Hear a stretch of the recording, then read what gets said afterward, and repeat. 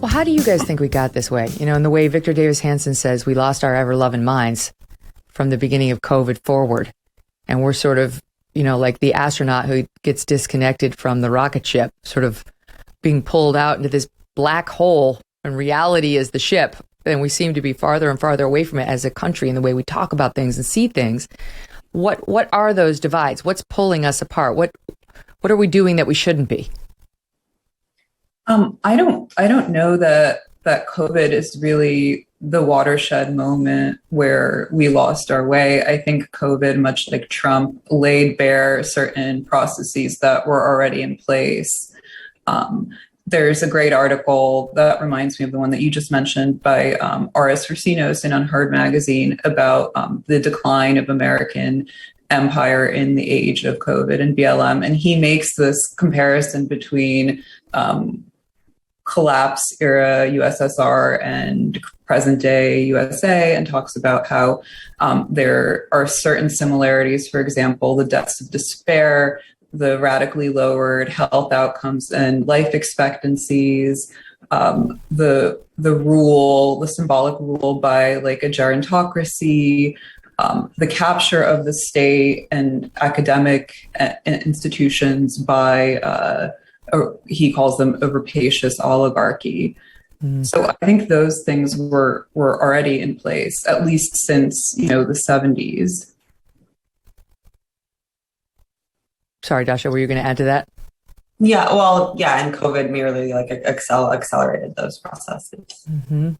So what is the solution to all of that in your view? I mean, is it Bernie Sanders type Democrat socialism, or is it not a political solution? Is it, as you point out, some sort of cultural rebuke? So I was a registered independent prior to the first Bernie Sanders campaign, where I registered as a Democrat to vote in the primaries. And then I've talked about this on the podcast before, but the way that like the Bernie campaign was just sort of funneled into the DNC, which is what I had a problem with to begin with, made me feel very, disillusioned with left-wing politics, as well as like, you could call it purity policing, right? Like being told constantly that I was like inadequate as a leftist or some kind of like crypto fascist or something. I think certainly has alienated me from any sort of like leftist democratic socialist political project. I don't think, I don't see that anymore as a successful or viable political strategy. And I think also the left wing habitually sort of disavows its real role in American politics, which is not to act as a critic of establishment politics or the binary party system, but basically to drum up votes for the Democratic Party by pretending to launch a legitimate critique against them. And I think that that's where a lot of people felt disillusioned and betrayed by somebody like Bernie. Felt disillusioned by Bernie, because why?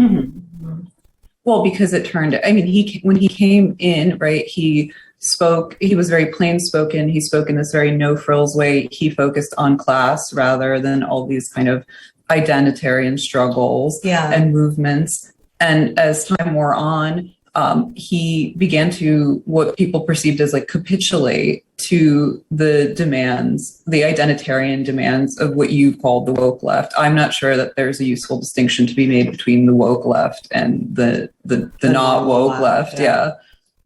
Interesting.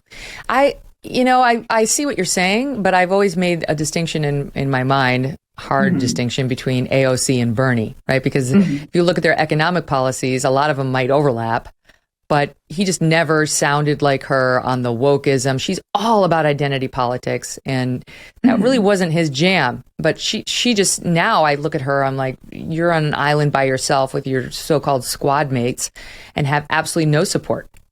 Yeah. But Bernie, empowered the squad. It was,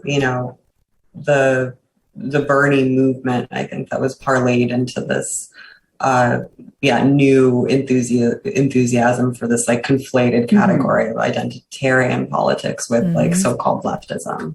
So who does that leave you? If you can't vote for Bernie now, Who does that leave you?